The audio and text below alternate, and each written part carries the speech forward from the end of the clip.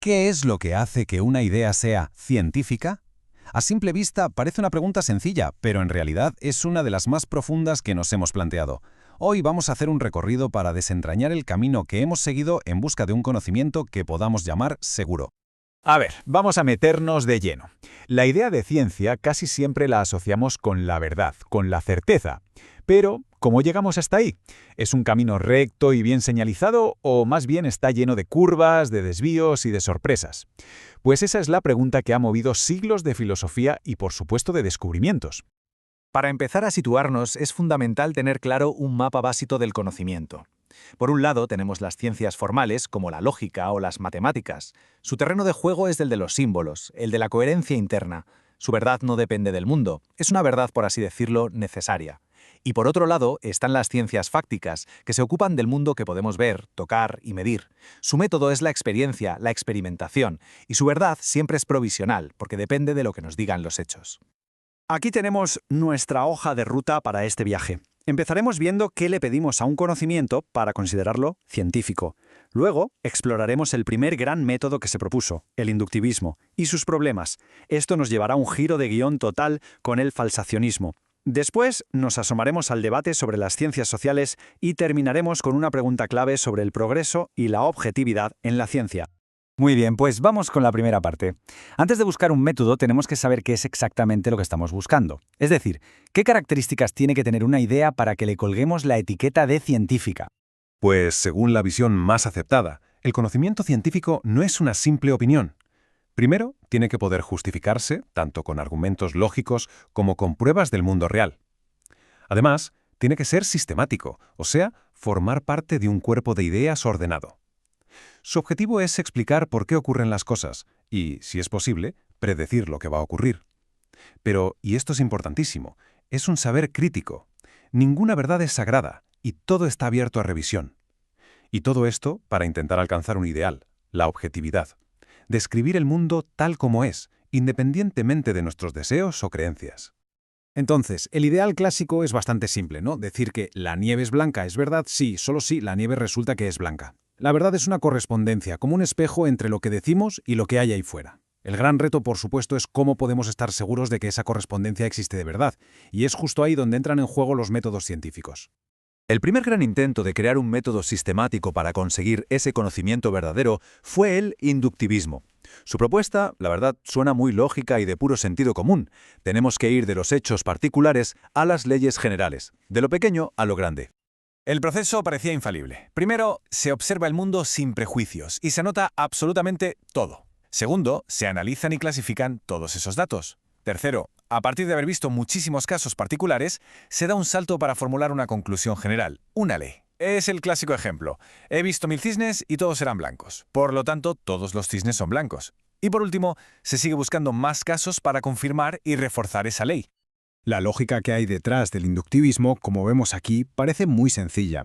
Pasamos de una serie de observaciones concretas a una ley general que las incluye a todas. Parece un camino seguro y directo, desde la experiencia hasta la teoría. Pero, ¿realmente lo es? Y aquí está el talón de Aquiles, el gran problema del inductivismo. ¿1000 cisnes blancos son suficientes? ¿Y 1.000.000? Pues da igual. Aunque hayamos visto 1.000.000 de cisnes blancos, nada nos garantiza desde un punto de vista lógico que el próximo cisne que veamos no vaya a ser negro. Este es el famoso problema de la inducción. Ese salto de lo particular al universal no tiene una justificación lógica que lo sostenga. Es, en el fondo, un salto de fe. Esta crítica tan potente al inductivismo dejó a la ciencia en una situación un poco delicada. Si no podemos probar que nuestras teorías son verdaderas, ¿qué estamos haciendo exactamente? Y entonces, en medio de esta crisis, llegó Karl Popper con una idea revolucionaria que le dio la vuelta a todo. Lo que propuso Popper fue básicamente invertir el proceso. La ciencia, según él, no empieza con observaciones puras y neutras, sino con problemas. Frente a un problema, la mente científica inventa una solución creativa, una conjetura, lo que llamamos una hipótesis. Después se deduce qué cosas deberíamos poder observar en el mundo si esa hipótesis fuera correcta. Y por último, y aquí está el giro clave, se diseñan experimentos no para confirmar la hipótesis, sino para intentar tirarla abajo, para refutarla. Y aquí está la genialidad de la idea de Popper, que se basa en una asimetría lógica. A la izquierda vemos que confirmar una idea no la demuestra lógicamente, de hecho es una falacia. Pero a la derecha la lógica es implacable. Si tu hipótesis predice algo y la realidad te demuestra lo contrario, tu hipótesis es falsa. Y punto. Esa es la asimetría. Podemos refutar una teoría con total certeza, pero nunca podemos confirmarla por completo. Así que el mensaje es potentísimo.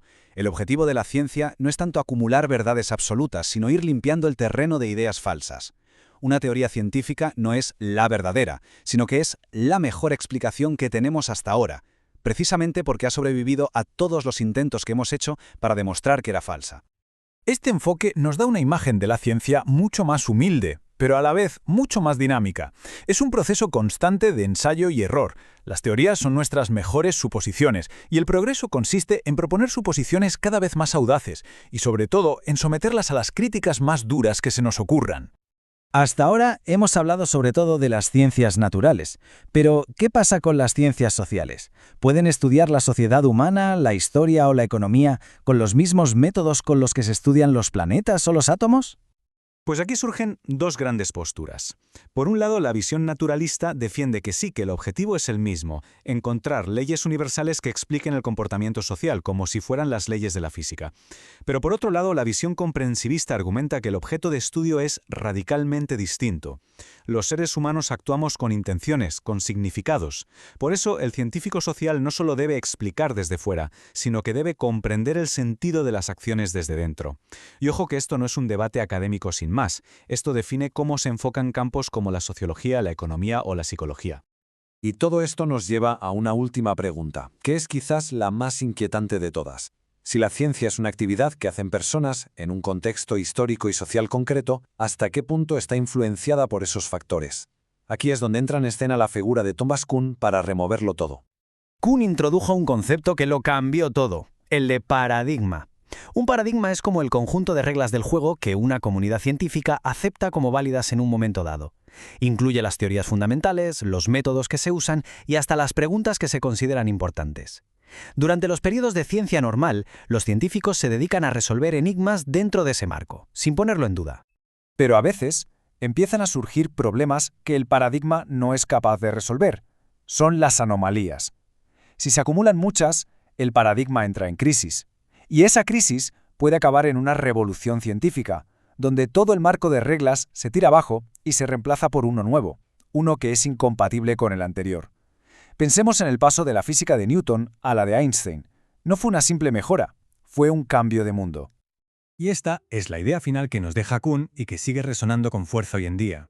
Si la ciencia funciona dentro de estos paradigmas, que están moldeados por la historia y la sociedad, ¿su progreso es una marcha firme y segura hacia la verdad con mayúsculas? ¿O es más bien una serie de cambios de perspectiva?